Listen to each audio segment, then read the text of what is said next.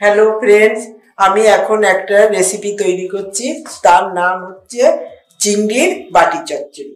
তার জন্য লাগছে আমার চিংড়ি মাছ, আলু কুচিয়ে নিয়েছি, কুমড়ো কুচিয়েছি, একটু বেগুন নিয়ে নিয়েছি, আদা পেস্ট করা, লঙ্কা কুচি, সর্ষের তেল, লবণ, জিরে, হলুদ, পাঁচফোড়ন, সর্ষে, জল।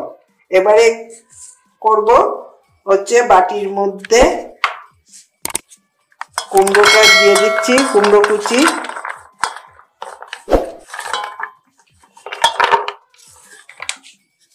কুমড়ো কুচিটা দিয়ে দিলাম, আলু কুচিয়ে নিয়েছি, আলুর কুচিটা দিয়ে দিলাম,